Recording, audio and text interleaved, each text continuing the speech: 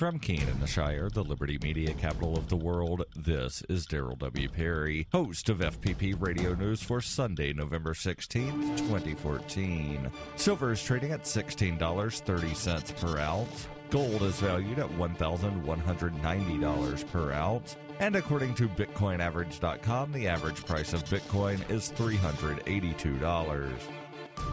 Antiwar.com reports Secretary of Defense Chuck Hagel on Friday detailed plans to spend some $10 billion on a major overhaul of the infrastructure surrounding America's massive nuclear weapons program. Hagel ordered management reviews of the nuclear facilities after several embarrassing scandals, and unsurprisingly, the report turned out to be excuses to pump billions more into the program. The Pentagon studies revealed a collection of embarrassing bungles, including blast doors that would not shut and management teams that were uninterested in the maintenance of the arsenal. Perhaps the most preposterous revelation was that the nuclear forces were down to only a single wrench of the size used to attach a type of common nuclear warhead to the missiles. No effort was ever made to see if another wrench could be purchased, and instead the forces were FedExing the single wrench back and forth among 3 different bases to use it.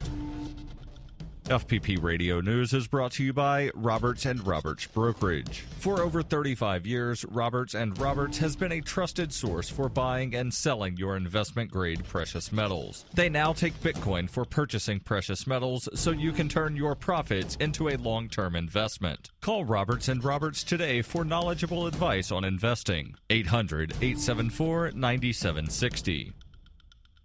Reuters reports 4 workers died and a 5th was hospitalized Saturday after a chemical leak at a DuPont facility near Houston. Spokesman Aaron Woods said the workers were performing routine maintenance tasks at the company's manufacturing facility in La Porte, Texas, when the chemical, methyl mercaptan, began to leak around 4 a.m. Central Time. Woods would not say how the company learned of the leak, but said that the Harris County medical examiner pronounced 4 of the workers dead at the scene. Woods said the chemical used to make insecticides and fungicides is liquid when it is contained, but becomes a gas when it is released and mixed with oxygen, adding, "This is a tragic loss for the entire DuPont family. Our thoughts are with the family members as they continue to process the loss of their loved ones." The company would not release the names, ages, or genders of the victims at the request of the family. He said the company did not yet know how the chemical began to leak, saying, "Our focus at the moment is solely on the employees and the family members that are impacted and the individual that is in the hospital. But as we move past that, we will begin a full investigation to understand what went wrong and what we need to do to prevent this from ever happening again."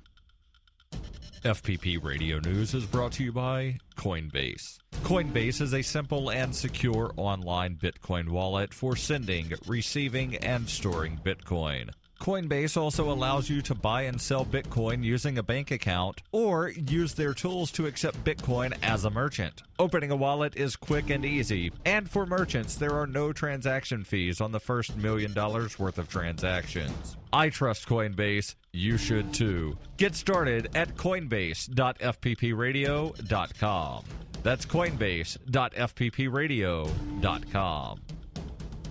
The Christian Science Monitor reports the European Space Agency's Philae lander has ended its brief historic mission to visit the surface of a comet. The craft has given scientists an unprecedented look at the structure and composition of a comet's nucleus. The 220-pound lander fell silent just before losing communication with its mother ship, the comet orbiter Rosetta. In addition to its own science agenda at Comet 67P Churyumov-Gerasimenko, Rosetta served as a relay station for data Philae gathered. Regular communication blackouts between the two crafts were expected during periods when Rosetta's orbit took it below the comet's horizon. However, by the time Philae's battery drained to a point where they no longer could support communication, the craft had successfully shipped Earthward all of the data it had gathered since landing on the comet on Wednesday. Mission controllers were able to rotate the craft's body so that the largest of its solar arrays, installed along the craft's side, would be exposed to what little sunlight the landing site allows to reach the craft. Engineers overseeing the lander's system say that they hope that the intensity of the sunlight hitting the panels increases as the inbound comet nears its closest approach to the sun during the next 9 months, but they also acknowledge that this is a long shot.